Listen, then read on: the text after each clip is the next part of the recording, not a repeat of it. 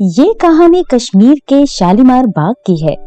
शालीमार बाग में तरह तरह के रंग बिरंगे फूल लगे थे। इस सुंदर बाग में एक सुंदर फूल परी बहुत समय से रहती थी। फूल परी उस बाग की रानी परी थी और फूल परी के साथ उसकी 7 बेटियां भी उस बाग में रहती थीं। उसकी 7 बेटियां इंद्रधनुष के 7 रंगों की तरह सुंदर थीं। पहली बेटी का नाम बैंगनी परी था, तो दूसरी नीली परी, तीसरी आसमानी परी, चौथी हरी परी, 5वीं पीली, छठी नारंगी और 7वीं का नाम लाल परी था। सभी बहनों में लाल परी सबसे बड़ी और सुंदर थी। सभी बहनें लाल परी से बहुत प्यार करती थी और उनकी सारी बातें भी मानती थीं। ये देखकर उनकी माँ फूल परी बहुत खुश रहती थी। तुम सारी बहनें कितने अच्छे से मिलजुल कर रहती हो, मुझे ये देखकर बहुत खुशी होती है।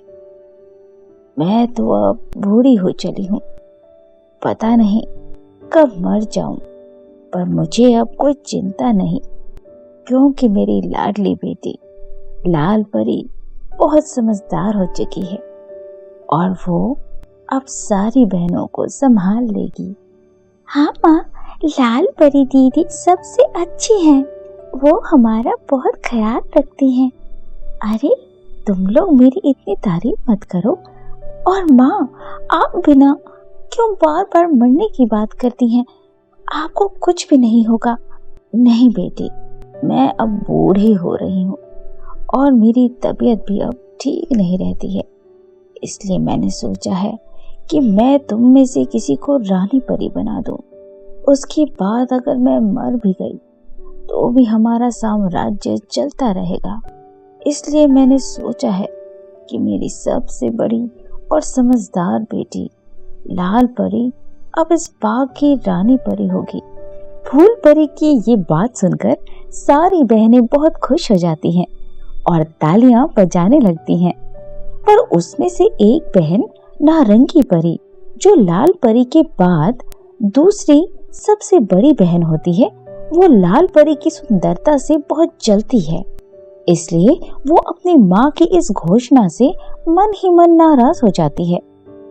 नारंगी परी मन ही मन सोचती है, माँ हमेशा लाल परी को ही मानती है। मैं भी तो बड़ी हूँ, पर मुझे माँ कभी नहीं पसंद करती और सारी बहनें भी लाल परी को ही पसंद करती हैं। मैं इस लाल परी को परियों की रानी नहीं बनने दूंगी। परियों की रानी तो मैं ही बनूंगी, मगर इसके सबसे पहले लाल परी को अपने रास्ते से हटाना होगा। अगले दिन फूल परी लाल परी को बगीचे की रानी परी बनाने की घोषणा कर देती है। मेरी प्यारी बेटियों, आज से लाल परी इस सुंदर बगीचे की रानी परी होगी। अब से तुम बहनों की सारी समस्याओं का ख्याल लाल परी ही रखेगी। और अब मैं कुछ दिनों के लिए परीलोक जा रही हूँ। मैं चाहती हूँ कि मैं परीलोक जाकर परी माँ से कुछ नए जादू और शक्तियाँ सीख कर लौटूं और फिर मरने से पहले उन्हें तुम्हें सिखाऊं, ताकि मेरे मरने के बाद तुम लोग आराम से रह सको। क्योंकि तुम्हें पता है, पास की काली पहाड़ी पर एक जादुई चुड़ैल रहती है।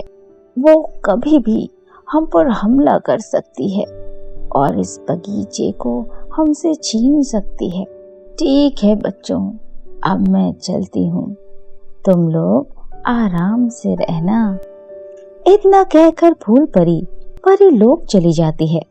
जादुई चुड़ैल की बात सुनकर नारंगी परी बहुत खुश हो जाती है। नारंगी परी मन ही मन सोचती है, अच्छा तो ये बात है, यहाँ जादुई चुड़ैल भी रहती है। अब तो मैं लाल परी को अपने रास्ते से हटाने के लिए जादुई चुड़ैल से जरूर मदद लूंगी। कुछ दिन बीत जाते हैं। एक दिन सभी बहनें बगीचे के सुहाने मौसम में खेल रही थी। लाल परी सभी बहनों को नए नए खेल के बारे में बता रही थी। सभी बहनें लाल परी से बहुत खुश थीं। ये सब नारंगी परी को देखा नहीं जा रहा था। तभी नारंगी परी चुपके से बगीचे से बाहर निकल जाती है और उस काली पहाड़ी पर जादुई चुड़ैल की हवेली में पहुंच जाती है। कौन हो तुम और यहाँ क्यों आए हो? लगता है कोई बहुत जरूरी काम है। मैं शालीमार बाग की नारंगी फूल परी हूँ और मैं वहाँ की रानी परी बनना चाहती हूँ, परंतु मेरी माँ और मेरी बहनें लाल परी को पसंद करते हैं। क्या आप मुझे रानी परी बनने में मदद कर सकती हैं? ठीक है, मैं तुम्हारी मदद करूंगी, मगर मेरी भी एक शर्त है। जब तुम शालीमार बाग की रानी परी बन जाओ तो तुम्हें आधा शालीमार बाग मुझे देना होगा। आधे बाग पर मैं राज करूंगी और तुम मेरी मदद मेरी चुड़ैली शक्तियों को बढ़ाने में करोगी।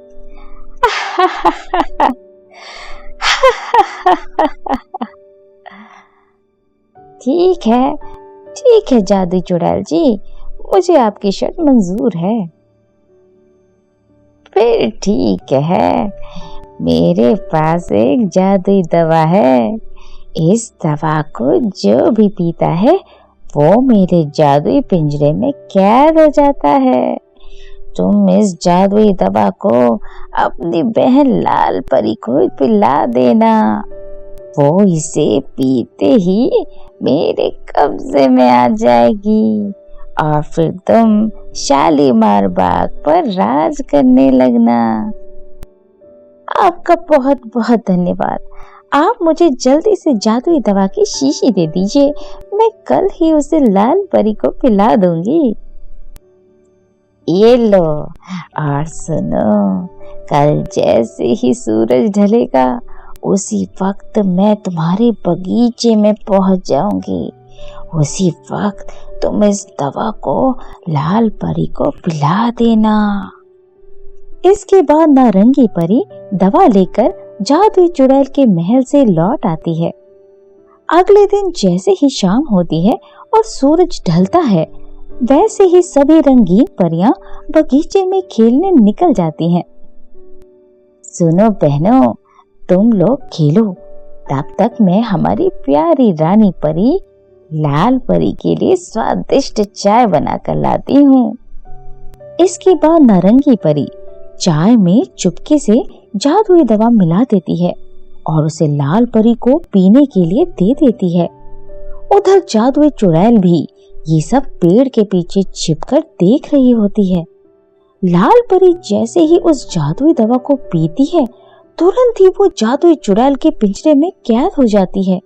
जादुई चुड़ैल और नारंगी परी दोनों हंसने लगते हैं।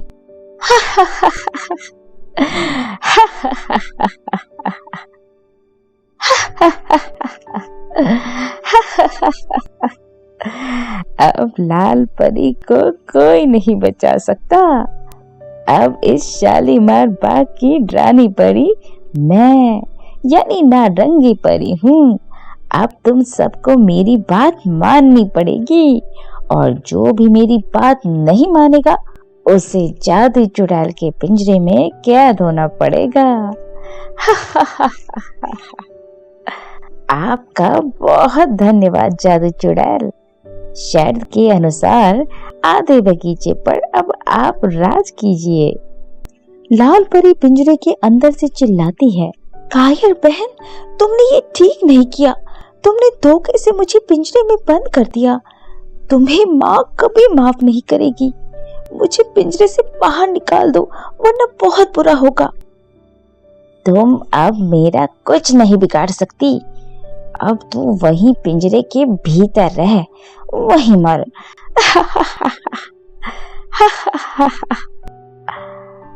लाल परी पिंजरे के भीतर रोने लगती है।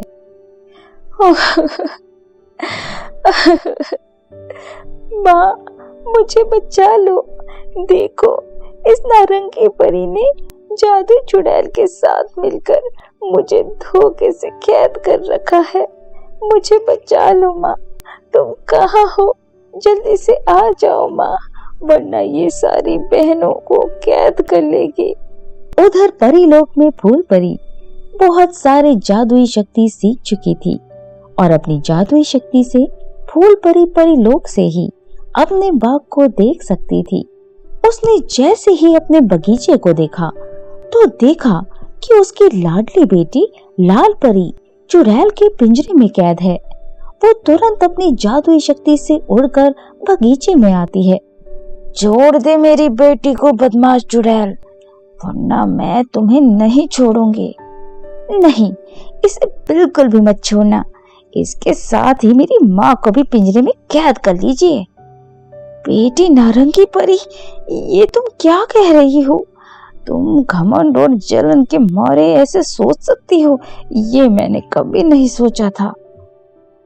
तभी जादुई चुड़ैल अपनी शक्ति से फूल परी को भी पिंजरे में बंद कर देती है। अब तुम लोग इसी में रहो, इस बगीचे पर हमारा साम्राज्य होगा। परंतु फूल परी परीलोक से बहुत सारी शक्तियां लेकर आती है। वो तुरंत ही अपनी शक्ति से पिंजरे का ताला तोड़ देती है।